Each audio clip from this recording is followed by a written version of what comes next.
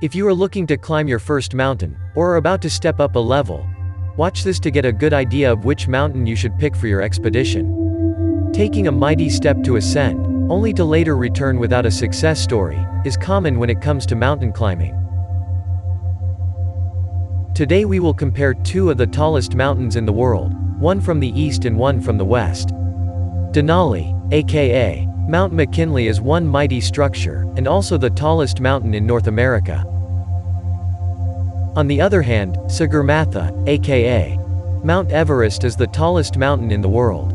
Clearly you'll have to be above the clouds to see this one. If you're wondering what climbing these mountains would be like, check out the clips ahead. Let's start with where these mountains are located.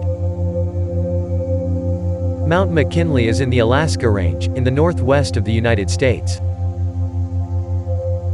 Everest, on the other hand, is in Asia, in the Himalayan range, which falls in the northern side of Nepal.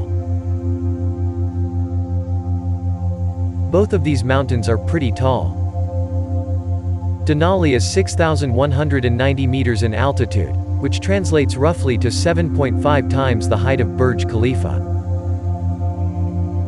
And Everest is 8,848 meters tall, which is in fact 43% taller than Denali. It equals the height of 10.5 Burj Khalifas stacked up. Climbing up these high mountains is not going to be as easy as going up a flight of stairs or running uphill on a sunny morning, as these will take weeks to conquer. Denali usually takes about 2 weeks to ascend and descend. But if you go along with a group in a guided program, then it'll take even 3 weeks. Whereas Everest takes about 6 to 9 weeks to complete.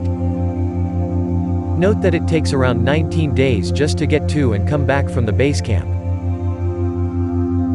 What are the temperatures like in these mountains? Well, above 6,000 meters, it is not going to be warm and cozy along with lush green scenery. There'll be intense wind, blinding sun, and other adversaries keeping you company. And one of them is the freezing temperatures. Winters in Denali can be as cold as -20 degrees Celsius. And you might very well know water freezes soon below only 0 degrees. And in Everest, the average temperature in the base camp is around 13 degrees Celsius. And higher up towards the summit, it can drop down to as low as -60 degrees. Not only will you need your layers, but you might also want to have your mama tuck you up before heading up these mountains. There are also powerful winds up in the mountains. Denali gets 30 miles per hour wind on average, and sometimes as high as 45 miles per hour. The highest ever recorded was a whopping 100 miles per hour. Whereas Everest gets 80 miles per hour winds regularly, with gusts as high as 125 miles per hour. The highest ever recorded here was 175 miles per hour, which might even blow you away. Imagine going 175 miles per hour in your car on the highway. That's right. Now what are the requirements to go up these mountains? To go up Denali, you'll need some technical snow and ice climbing skills along with glacier camping skills. Excellent cardiovascular condition, and preferably previous experience in high altitude. If you have these skills and are qualified enough, then you can even climb Denali solo without a guide.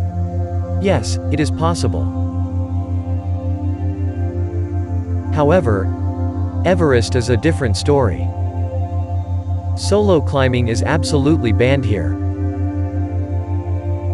You'll have to be incredibly physically fit on top of the requirements from Denali.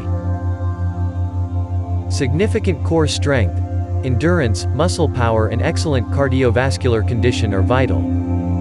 And flexibility always helps.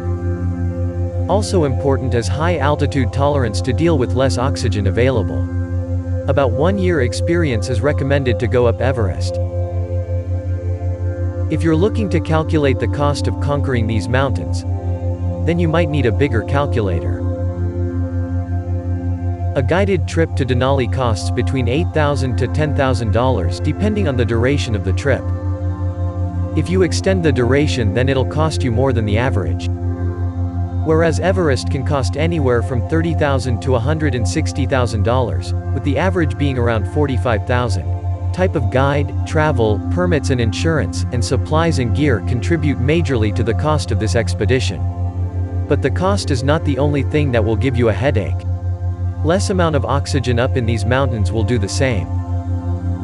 However, you can get acclimatized by resting for at least a day at 4,000 meters and again around 5,000 meters when going up Denali.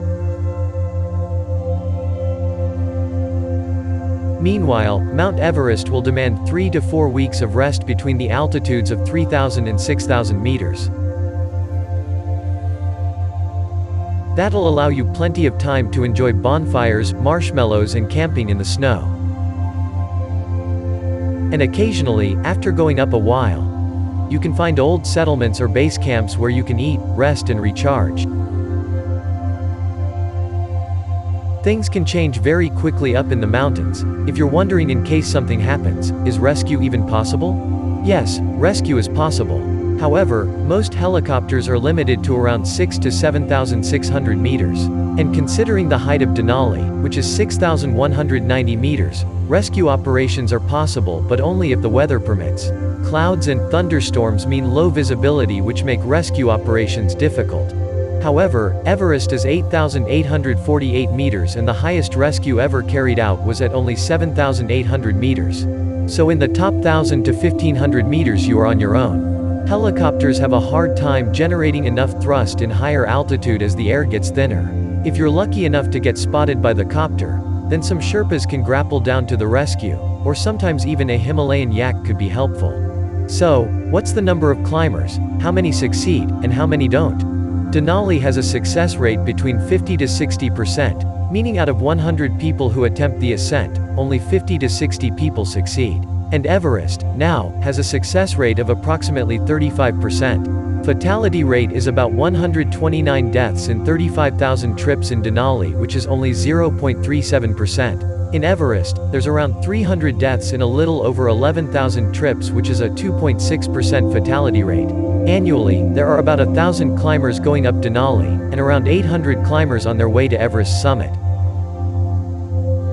Now that you have some information, if you had to, which mountain would you pick for your next expedition? Let us know in the comments section below. Thank you for watching the video. Like and subscribe for similar contents in the future.